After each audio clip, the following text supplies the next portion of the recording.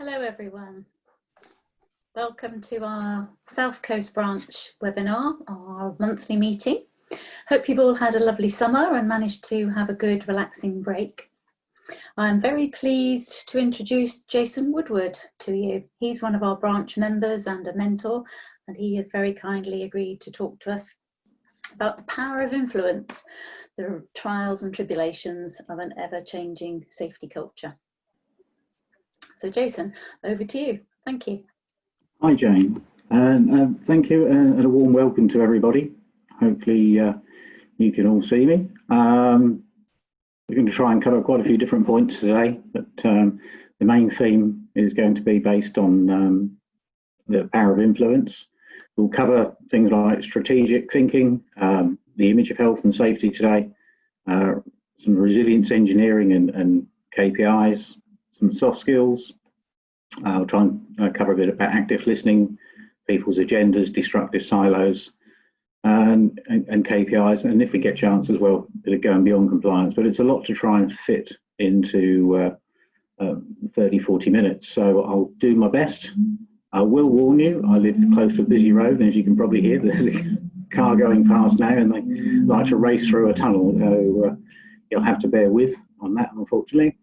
But hopefully it won't be too much of a bother.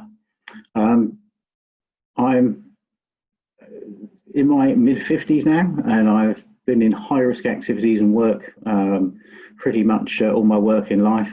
I started afloat on intelligence salvage in the marine industry, working up to offshore and master, working in salvage and everything from moving oil rigs to rescuing ships that were sinking and salvaging them. So yeah, so I had an interesting life, and it was some big incidents in the marine world that got me into health and safety in the marine world, and more recently I'm transferred to civil engineering. So I had a complete change of culture and industry, but found many of the same problems that I had there that I see today. So that's sort of probably enough about me. To provide some context from where I come from, how I see the world. I'm not a traditional health and safety man as I would see it. I'm more a fan of doing safety differently, and sort of seeing people not as a problem to control, but more as a valuable resource to harness. And that's quite important. I'm a big fan of Sidney Dekker. For those of you who have read and listened to Sidney Dekker, you know where I'm coming from. If those who haven't, I would always recommend checking him out. It's definitely something in that. Why am I here? Mainly because it's a good thing to share information, experiences. That's how we all hopefully can learn quicker. And I've certainly had plenty of experiences along that road. But one of the driving factors for this was I've sat in many meetings, including IOSH meetings, and heard my fellow peers saying that they haven't got buy-in, they're not listened to, or they're not supported, or the perception of what their role isn't quite clear, which is a shame really, because if we get it right, we can make some quite amazing changes.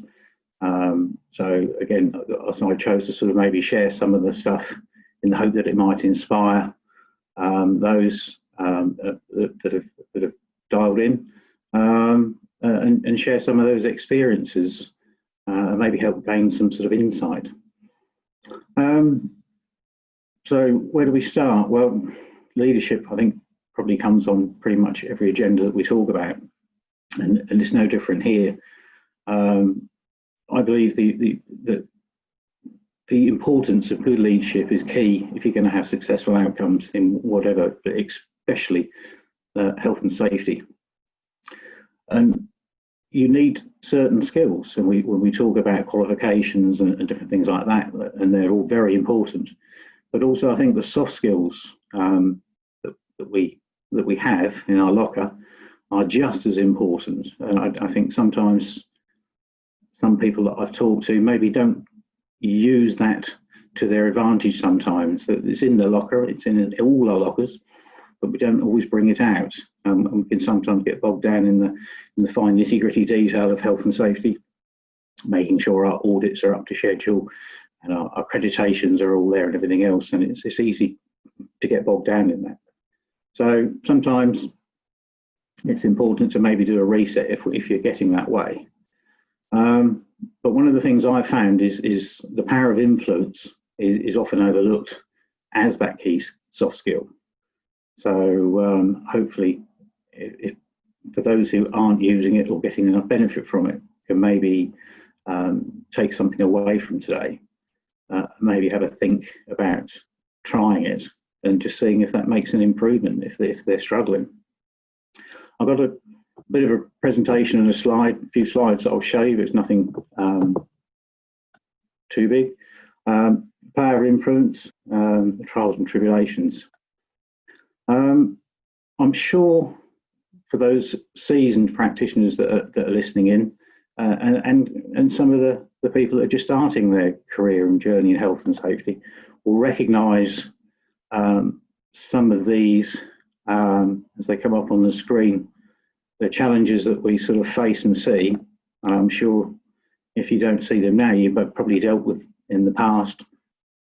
Lack of influence and respect, and poor perception of health and safety department, things like mindset, seeing people as a problem that they must control, or the lack of predicting the future. There's little or no data on leading indicators. And again, KPIs, it goes with the silo mentality, they're set against lagging indicators. So, if somebody's bonus is sort of pegged against how many incidents they'll have, well, guess what? You won't have any incidents because they won't get reported. Doesn't mean they didn't have them. You get the picture. But also some of you may be on that journey further down where you do have a significant influence. So I've tried to add something in for everybody. So if you do have some influence already, but you still haven't or feel that there's more that you could do, maybe you consider the following actions and use that influence in a way that, so when it comes to incompatible goals, sit down with the MD or the CEO, see if you can create a very clear vision. I think having a clear vision for an organisation is absolutely vital. If you are seeing power struggles and silo mentalities, see if you can find some common goals. See if we can get teams to collaborate across, try and sort of break down the walls a little bit of some of the silo mentality. So, as I was saying, if you already have significant influence, perhaps you could consider some of these actions, which would maybe help with that journey. So, again, like I said, create an overall vision, help find ways of collaborating across organisations. And it doesn't matter what it is, it doesn't have to be anything to do even with health and safety necessarily. It's to do with getting teams to start working across and taking down those walls brick by brick. So that's important for things to come later on. Perception. Every company just about that I've ever gone into, the perception that the health and safety manager or the role or the department was one of a policeman. You've got a big stick and you're going to come around and beat me every month. You're going to point out what's wrong. You're going to tell me I'm doing this wrong. You're going to say I'm a bad man, etc., etc. And that's really sad because that's certainly not what I'm about. I'm quite the opposite. So again, try and find ways of changing that perception. And if you're not sure what the perception is, because people don't always tell you to your face, see if you can conduct a survey using something like Survey Monkey, or even if it's just an anonymous sort of paper version that somebody drops in a box at the end of the week. It's interesting once you get honest feedback where there's no reprisal. You can do something about it. And if it's not what you wanted, then before you can use your influence in any other way, it should be about changing that perception. And just to share a quick story as an example there, as I've said, the CEO and damage costs. One of the companies I work for, the organisation, we had a meeting and I was listening in. I wasn't necessarily partaking in the meeting. It was a leadership meeting and they were talking about asset damages and maintenance budgets and things like that. And it's a company that turns over hundreds of millions, so you can imagine the numbers are quite large. And The CEO was very, very proud to say that he was sort of knew where every penny went, and he was making all sorts of forecasts and budgets for different things, but they weren't quite coming up. And he was sort of being questioned a little bit by the CEO as to was he getting his figures right. So I saw this as a chance, because data mining is something that I like. So I went away and I did some data mining, looked at some of the audit findings, went and interviewed and talked to people. And what I discovered was that with the asset damages to vessels, the organisation had like a radar, and if it was over $5,000, it came up on the radar, and it caused an absolute headache for everyone, especially the technical department and the technical superintendents. It was a really arduous process, and they didn't like it. So guess what? They didn't report it. So if they did report it, they would split it. So if it was $15,000, they would split them into 3 or 4 amounts, or they would put the $15,000 onto the maintenance budget. So it totally miscued all of the figures. So all of the things that the COO thought he knew about the business, he didn't. So I did my sort of due diligence and made sure I knew, got it right, and I presented it to him, and he was quite gobsmacked. And I sort of wanted to bring in a behavioural program, but I knew if I went to him and sort of said, I want to spend £500,000 on a behavioural program, I know what the answer would be. So I thought, well, I won't mention it. I'll just take this to him, and I rounded on it at the end of the presentation the fact that this was all down to behaviour of the organisation, the way it set its stall out, and behaviour of those within it, which have been driven by the way that the company has set its stall out. So he asked me, could I do something about it for him? So that gave him my opportunity, my foot in the door then. So I said I could advise him and I could help him, but he had to drive it. He had to be the driver. And hence we went forward with that. So it changed the perception of what the health and safety department was about, because normally that would have been a problem for finance or technical, not HSSEQ. So we gained a bit of kudos for the whole department as a department that would listen to problems, go away, try and help find a solution and bring it back to the table. So that did us a power of good. It also got us full support for a behavioural program, which was a catalyst for change and brought even more benefits. So that's just a short example of how, when you have a bad perception, you can actually turn it into your favour. Another thing is mindset. Companies have got to stop seeing people as a problem to control. All the time they keep that mindset, they'll never go forward. I've seen it multiple times. Once they realise that they're a valuable resource, then they can really start making some phenomenal changes. Another thing I found is the lack of transparency. So getting the transparency of data, that's a big thing you can do. And also look at KPIs, sit down and talk to your MD and CEO who's setting these KPIs, and make sure they're symbiotic. They literally depend on each other all the way through from top to the bottom of the organisation. And then they really start driving and making things work. They're a really good way of changing things. So another way we can gain influence is through the power of storytelling. I'm sure most of you have had stories, told stories, listened to stories. It's actually been something that's been going on since about 700 BC, where they're incredibly powerful means for leaders to convey, teach, and inspire their organisation. And again, to give a short example, one of the sort of classic fables, I'm sure some of you, if not all of you, but certainly some of you may have heard before, is the one about breaking rocks. Hence the slide, and I didn't purposely cut the guy's head off. That was how I found the slide. But there's a classic fable about a man who approaches 3 labourers breaking and shaping rocks. Probably not these 3 gentlemen, but needless to say. So he asked the first labourer, what was he doing? And the labourer replies, I'm breaking rocks. What does it look like?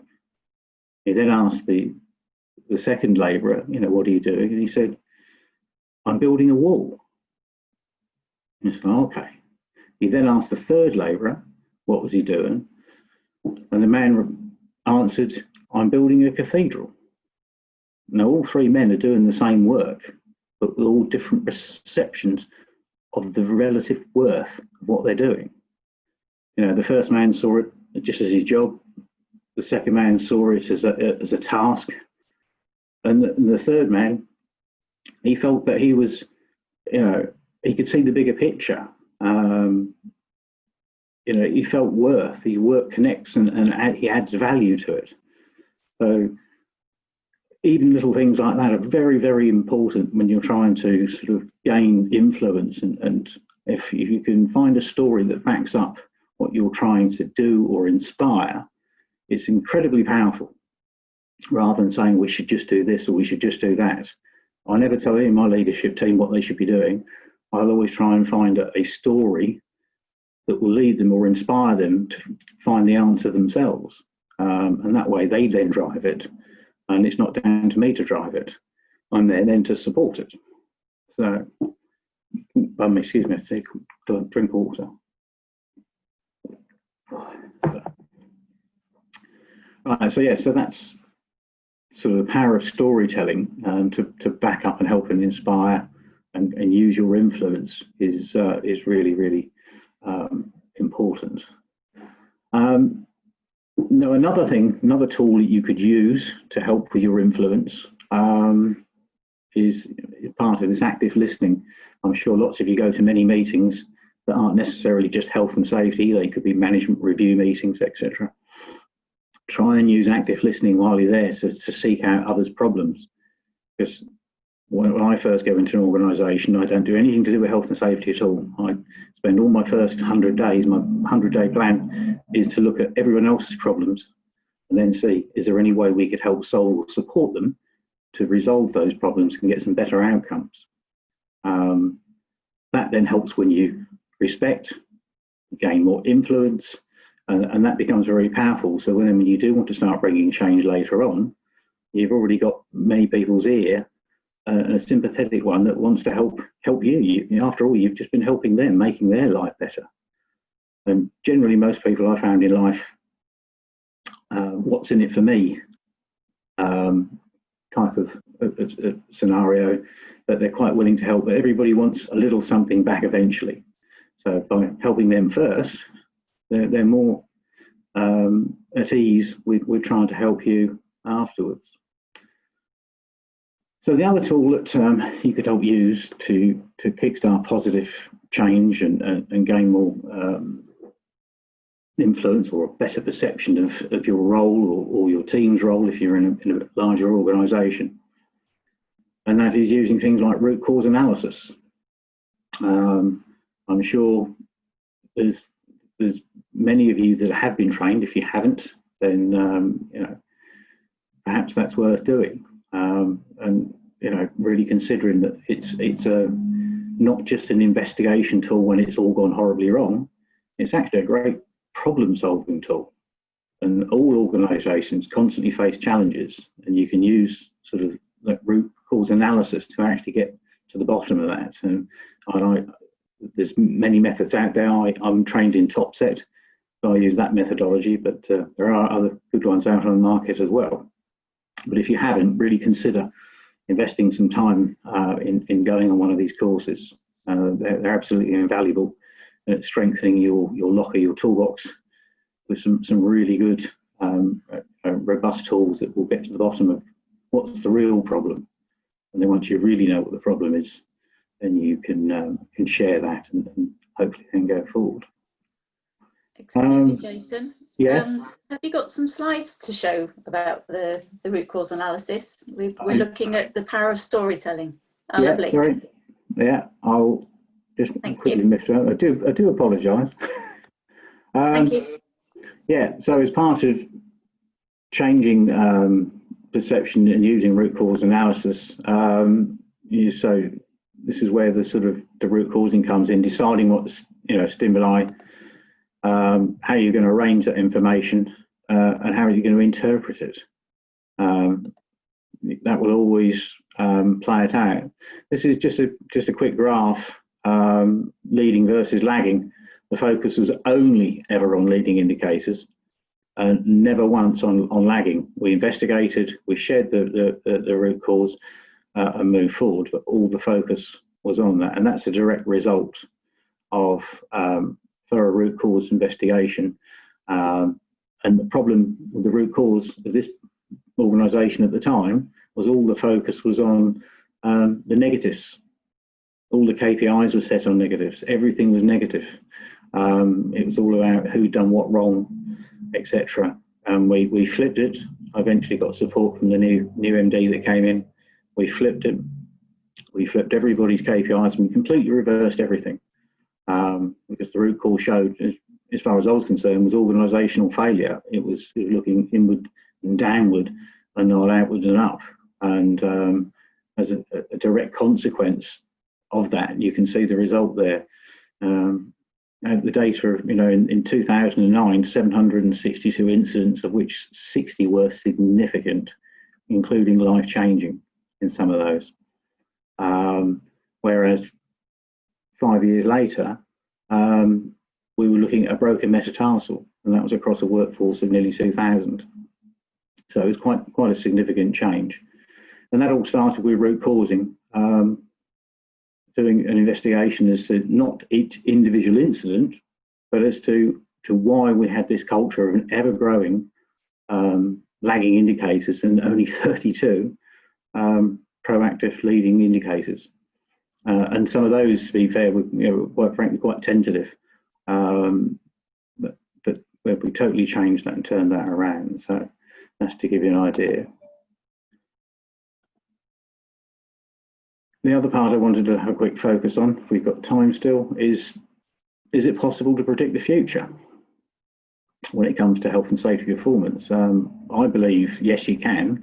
There's many that say you can't. I'm not a gambling man, but I do believe that you can predict it better by, again, using the tools that we've discussed, and creating that window into the future.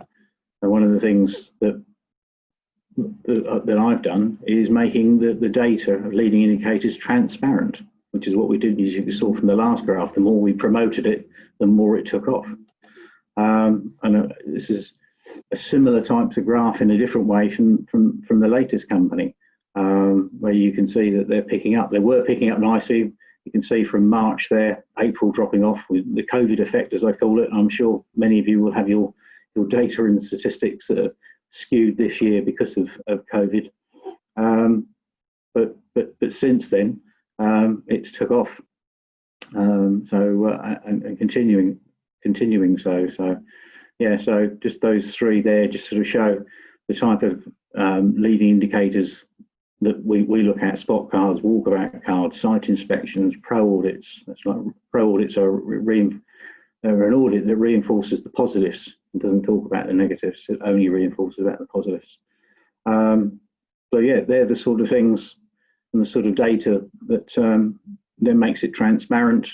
So when you have your leadership meetings and you're trying to influence them about different things, it sort of does it for you. Where before I brought this data and made it clear to everybody, people would say, I've done this, done that, and yes, I do this. But now it's up there in sort of in lights.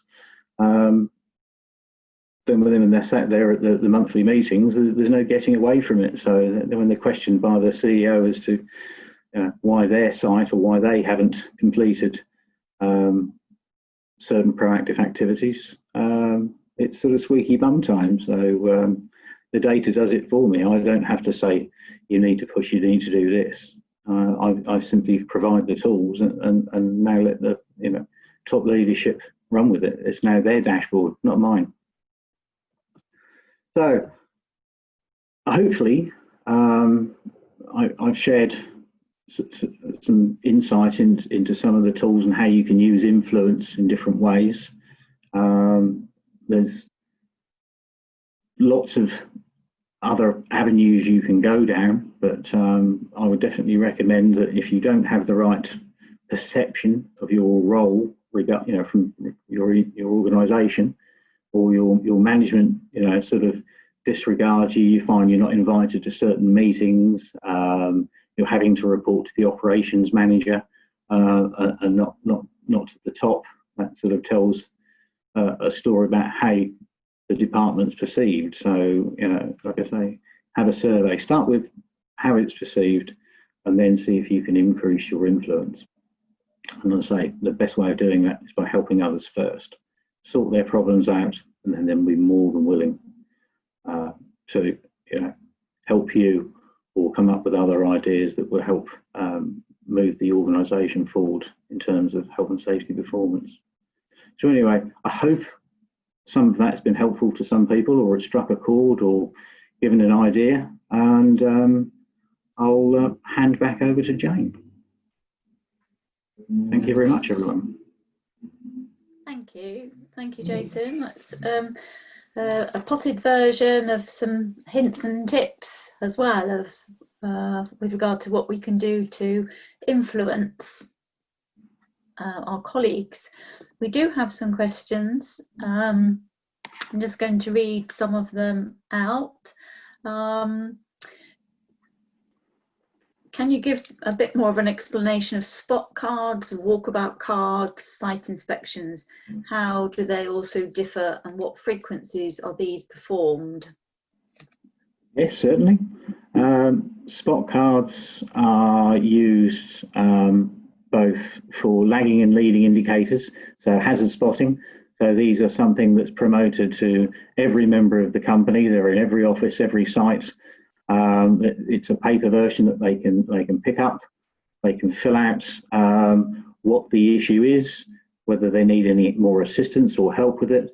Likewise, they can also share an idea. To give an example, on one of our sites, we were going through 30-40 pairs of safety glasses a month because they were doing concrete works and they were getting splashed, and they were using the overalls to clean them, which was scratching them. So every other day they were saying, "Oh, I need more glasses." So a guy put a spot card in and said, "Could we not have a glass cleaning station in our welfare unit?"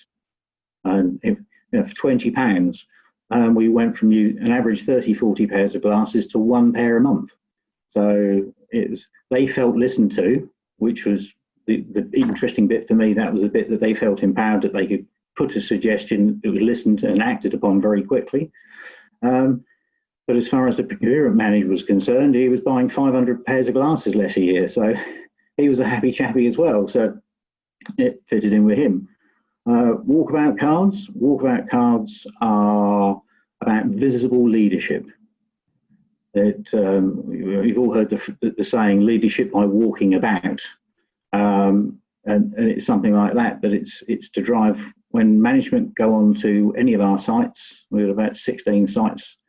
When they go on there and they're normally talking about production and materials and things like that and program, they have to break off and they have to go and have 10-15 minutes conversation with a gang of guys or lasses and find out, what are they doing? Do they know what they're doing? Do they know what the hazards are? How are they controlling those hazards? So it's very much about the conversation, the safety conversation between someone who's from a more office-based management that's going onto a site and making those sort of safety conversations. And what was there on the pro audits? And pro audit is a positive reinforcement observation. It's something we get all of our teams from supervisor upwards to do regularly, and it's a simple 3-minute audit observation. Whether you would approach a gang of guys, you would say, "Can I observe you? Just need to do a pro audit." They're all very familiar with this, so they all, usual thing, nodding their heads, yes, okay, on we go. They will, you'll observe them, and there's a little checklist on the back that the manager can help tick off some of the points. Are they communicating well? Do they have the area controlled and barriered? Do they appear to be working as they should do? And it's about stepping in after them 2 or 3 minutes and pointing out all the good things that they're doing. That's that reinforcing the positives. So not necessarily being critical at the one little thing they're not doing. If they're doing three good things really well, so you, hey guys, you know, see you communicating really well, fantastic. I can see your areas barriered off, fantastic. You know, really fantastic guys, keep up the great work. If there's something really wrong, I would generally say to them, do you think there's anything else you could improve on? And they go, yeah, we forgot to put the barrier over there, or something like that. And they take it nicely then, and they remember that for the next time, rather than you going in and pointing out that they're doing something wrong. So hopefully that answers the question. Lovely. Tying in with that, thank you, Jason, is a question, what do you regard as the three most important leading indicators that you've come across? Oh, that's a good one, that one, because there's so many. I think the number of observations, positive observations, is probably the key one. So that's spotting the potential of something turning into an incident. So that's like hazard spotting in its rawest form, but we don't stop at just a physical hazard. It could be a procedural hazard. It could be someone saying, hey, do you realise there's something wrong with this procedure? Actually, the process is wrong. And if we actually followed this, it's going to lead to something going wrong, or it could be an environmental spill, something like that. So we call them observations. I would say that's number one. The second one for me is probably the walkabout cards. The tying leadership in and being contactable, being visible, being, you know, having someone coming across to them. The MDs come onto the site and they've come over and they're actually speaking to them. When I introduced it, it was the first time it had ever happened, and they were like, oh, they were scared. The manager's coming over to sort of, from his ivory tower, and he's come to talk to us. Now they expect it, and it's great. Now they're all keyed up, ready for him. They're now going, hey. And the interesting thing for me is they don't just have a conversation now about just health and safety performance. It's now quality as well as health and safety. The two for me are intrinsically linked. You can't have good safety without having good quality, and you'll never get good quality if you don't have good safety. So the two go hand in hand. So now they're coming up with ideas as to how we can do it bigger, better, quicker, but safer, and save more money or generate more profit, whichever the case may be. So that now the MD and the other senior managers are starting to realise that this is not just an arduous task. They have to go and have this safety conversation. It's actually now they look forward to it. So that for me is a real key indicator. They're the two biggies for me. There are others, but for me, we're very lucky. We're now coming up to nearly 4 years lost time injury free, which is a fantastic achievement for the guys. But I always say to them, don't pat yourself on the back for too long, because it's only always round the corner. So you've got to keep that focus. So it's sort of, I'd love to see them celebrate it, but at the same time, I'm always wary what might happen if they do. So I'd rather keep the status quo at the moment and keep them as they are. But certainly, yeah.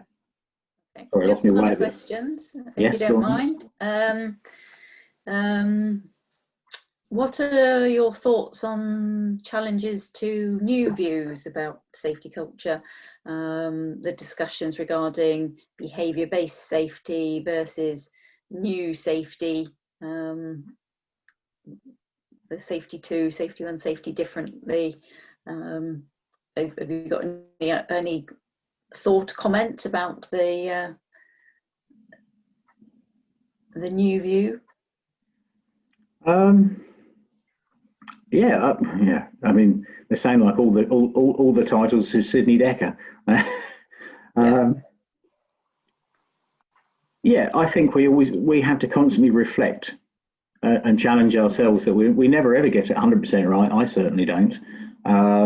I try my best to, but it's very rare you ever achieve it on all levels at the same time. I would say it's about having a balance. I've seen some very, very poor behavioural safety based programs. I know some really big organisations, I'm not going to name them, but huge organisations that so-called have a behavioural based program running, and everyone's attended it once for 20 minutes. and nobody ever follows it. Or you know, it's the language even that comes out of their senior managers is just you would never think they've been to a behavioural safety program. And then I've also seen some excellent ones. Yeah, I've seen some really good ones, and lucky I've been blessed to have some engaged some of the really good ones. For me, one of the best ones that I've used in the past that had the most impact, it had major, instant, significant impact across everybody, and that was through the medium of acting. Oh. And it's a bit like storytelling, but for those who don't want to listen to a story and they'd rather watch it, it's like watching a soap opera. So they basically play out a soap opera in front of the guys, they flip it and reverse it, and then they play it again, but now the people who are watching have to tell them to stop, and they then control the actors, what they should do, what they should say, and it's hugely powerful. And finding little gems like that for me were the ones. So to answer the question, I think a balance of old and new.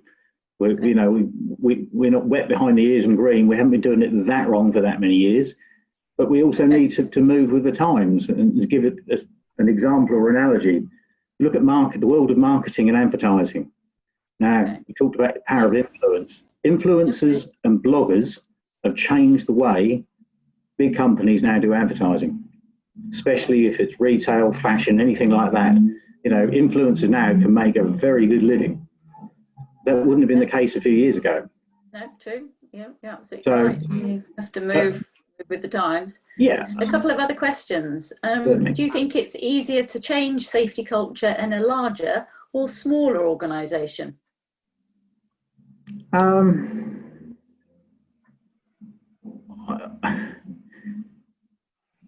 They both have their challenges, and I've worked in both. I've worked for the biggest player in the market globally, and I've worked for some small family SMEs with 100 staff, and they both have their unique challenges. It probably takes longer in the big organisation, and that's purely just because of logistics. You know, I used to spend my life on planes. Thankfully, I don't have to do that anymore, and now it's quite nice. I don't have I have a 5-day week, not a 7-day week.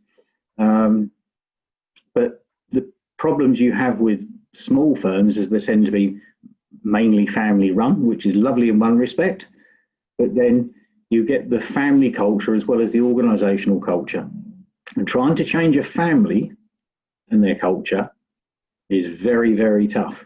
If the old man, the head of the family is the MD as well, and he may have sons and daughters in the organisation, that's a really interesting one to see it play out. And then you have to sort of tread very carefully how you go about it. And that's why I don't like doing it myself. I get them to drive it. I plant the seeds and use my influence to say, you have a problem. Have you tried this? I'll help you. Okay, what's your opinion on management teams conducting visits, inspections to improve safety culture in the workforce? It's absolutely vital. There's no getting away from it. I mean, how can people on the shop floor believe the management if they don't come out and see what they're facing? Not just hear it in a safety meeting or a management meeting or a production meeting. Come and see it for yourself. Yeah. The only thing I would say, again, I've been quite critical of a certain big current client, and they've listened, and actually they were coming onto sites and they were auditing, but with untrained auditors. Oh dear. Yeah. So I don't need to say anymore for everyone that's going, I can see the problem there. And what I said was, look, still come. We want you to come, but how about come and do a site inspection, and I'll help you draw up an inspection list, because I know what you're looking for. I know you want to make sure the site is safe and things like that. But you're looking for the wrong things when you come to do an audit. And also, people forget you're vicariously liable. So anybody that's got clients coming to audit them, if they're auditing you, they're actually vicariously liable. So if it goes wrong, you can actually come back on them. And when they realise this, they were like, oh, okay, we'll do an inspection instead. And they're happy. They're getting what they want. and it's also better communication between the client and ourselves as well. So it was actually a sort of a double win on that one. Okay. Couple of other Absolutely questions. vital. Okay. Okay. Where do you think an employee can go if the health and safety unit is incompetent? If the health and safety is incompetent, depends what the culture is. Again, I mean, I would always start if I was, well, I have been in companies before I sort of moved into the health and safety side where we did have I would say, near as damn it incompetent health and safety manager, leader at the time, and he was regarded as a bit of a joke, and unfortunately it tainted the whole company because everybody's sort of the health and safety department, for you know yourself, Jane, that it's your integrity as the health and safety leader in any business is absolutely paramount, and if you don't have that integrity, then it just goes sour very quickly, and you know, so try and raise it with their line manager, which would normally be the MD, CEO, that type of level. Yep. That you have concerns, and tell them what them concerns are, rather than saying that they're rubbish at their job. Back it up with objective evidence. I think, you know, MDs and CEOs, they don't want to talk about tittle tattle and hearsay and he said, she said. Give them solid evidence of where, you know, things like incidents that have been reported that haven't been followed up on and things like that. Were they aware? Were they aware this was happening? And is that the culture that the MD wants to foster? I know exactly what the answer would be. Yeah. Okay, another question. What criteria would you suggest for measuring individual and organisational competence? Obviously depends on the role. You'd have to look at the roles. When it comes to competence for me is a measure of not just qualification but also experience as well. So we just to give you this example, I have my team. We run a training and competency matrix. So we have put against each role what actual qualification is required, but then against that, what levels of experience do we expect in each of those roles? So if it was a senior manager, you know, have they had conflict training?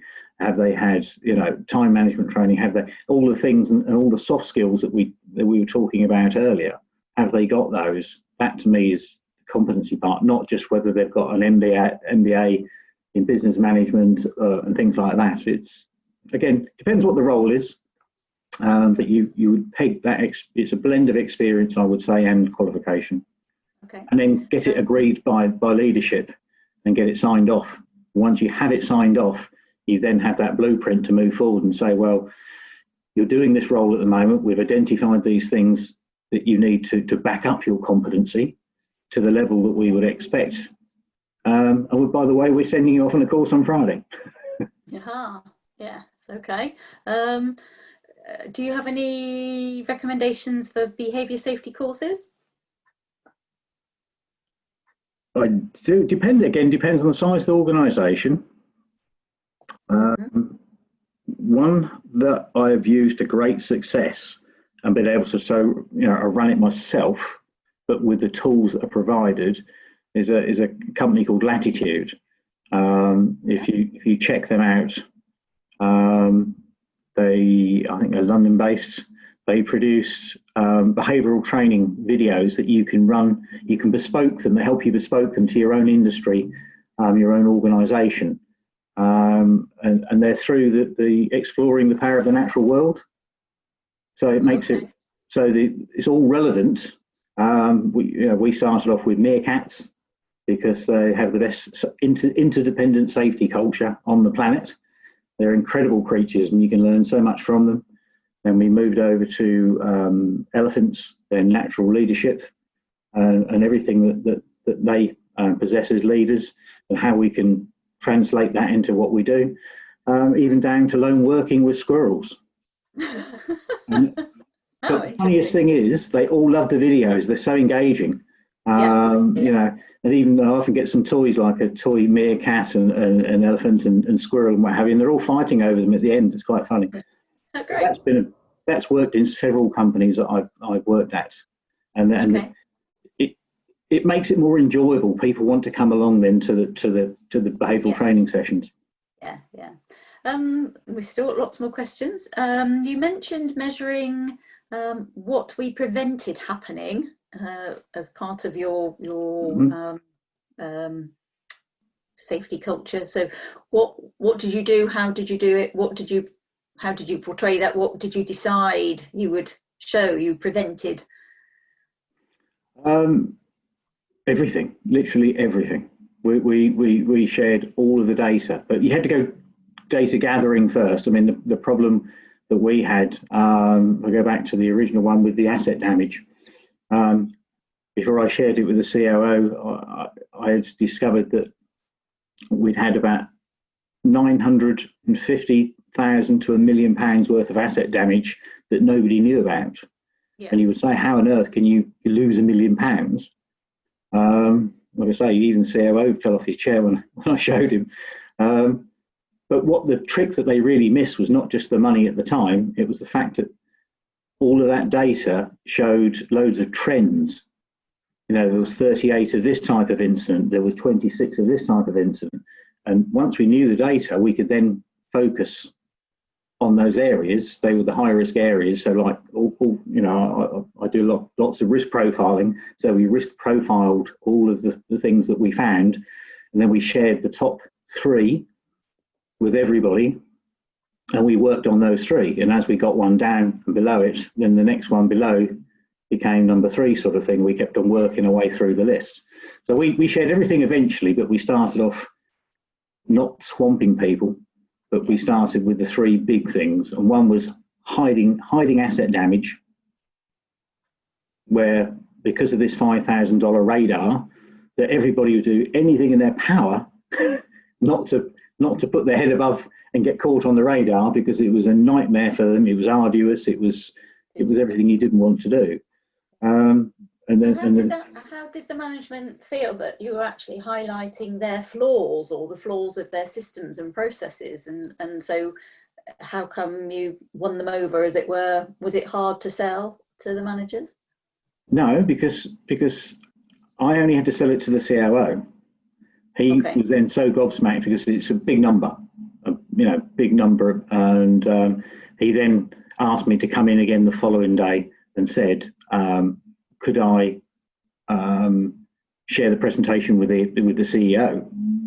And I said, well, I can do, but I said, will it not look a bit odd if I'm presenting this and it's you that don't know where this £1 million is and you're the chief operating officer? Yeah. I said, but that's why I brought it to your attention and not him. Now, I knew he would be the guy that would sign off on my behavioural budget for this behavioural safety programme that I wanted, that was going to cost roughly about £500,000 to £750,000, purely because of the size of the organisation. So I said to him, well, I'll come with you tomorrow.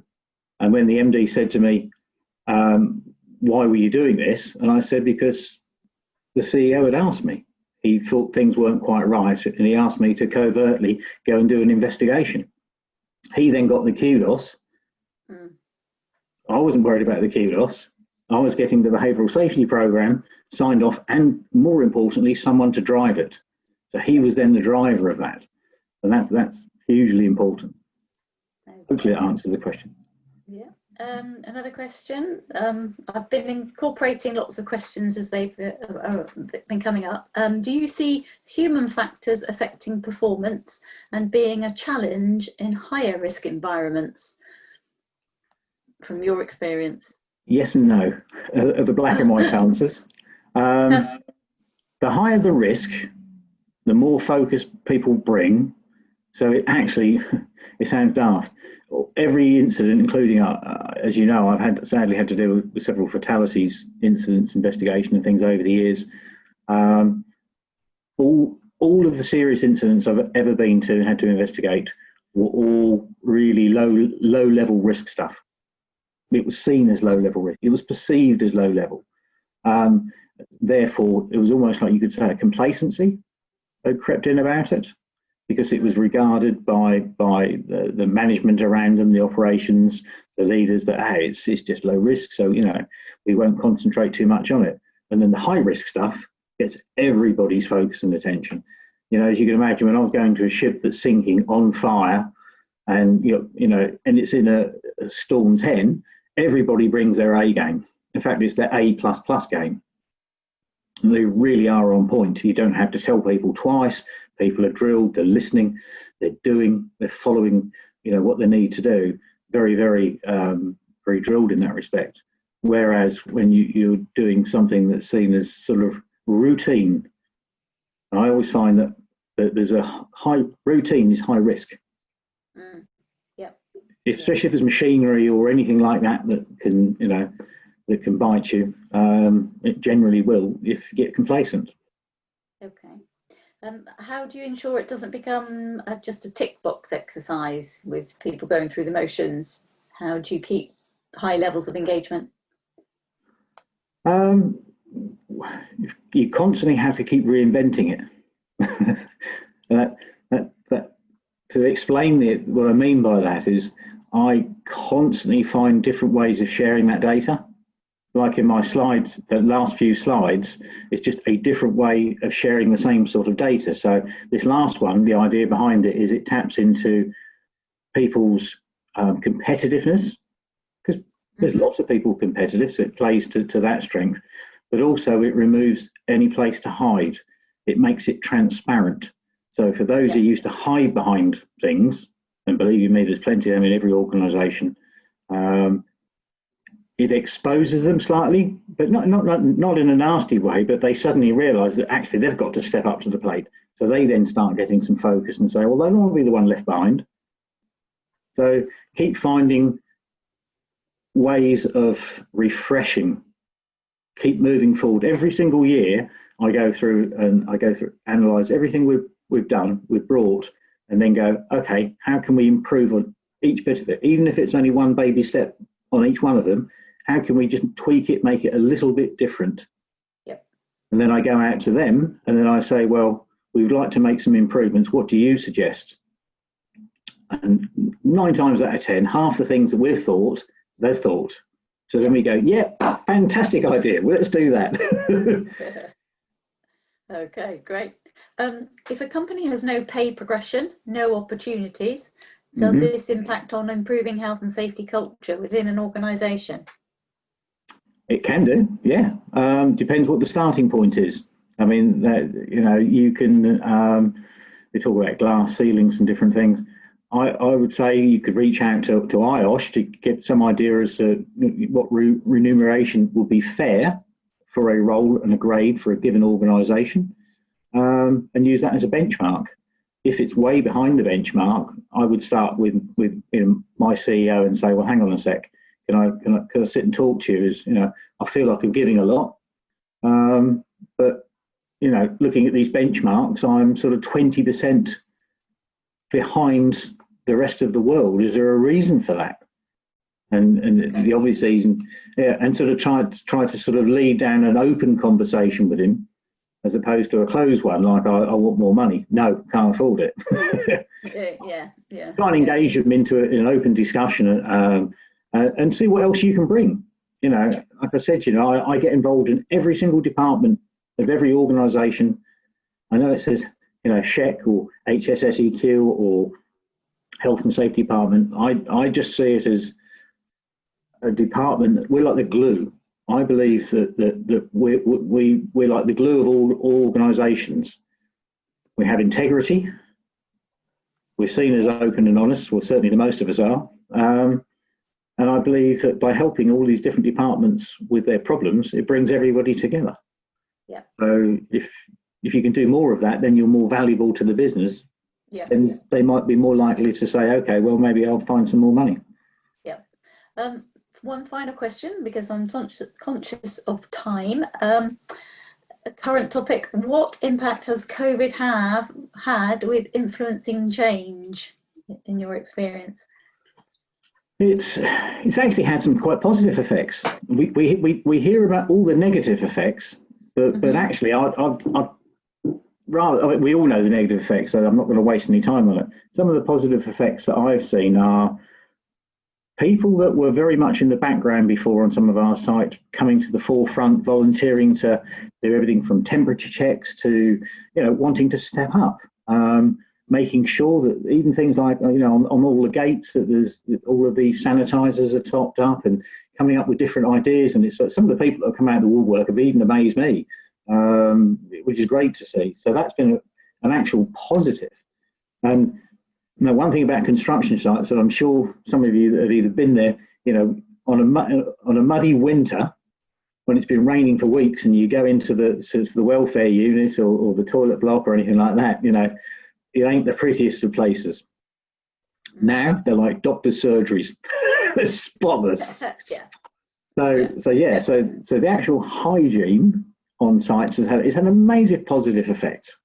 In that respect, and that, even to the point where they've all said, do you know what, we're going to keep it like this. We actually enjoy coming in and having our butties, even though there's only 4 of us in the canteen keeping our distance. Actually, it's spotless, and it's quite pleasant to have our break in here now.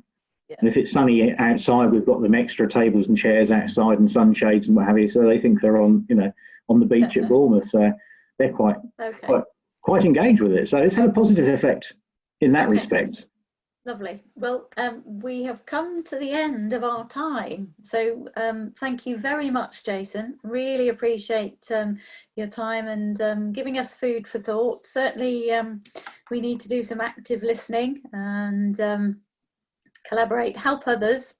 So we influence by helping is what you're saying. And tell some stories and inspire people to do the right thing, as it were. So thank you very much for answering everyone's questions. Some of the questions will be answered offline by Jason, and they'll be included in a copy of the PowerPoint presentation that will be sent to everyone who's registered. And so without further ado, can I thank Dimple, our IOSH host, and thank you very much for helping us through the admin. Thank you very much, Jason, for providing us insight, and thank you everyone for taking part.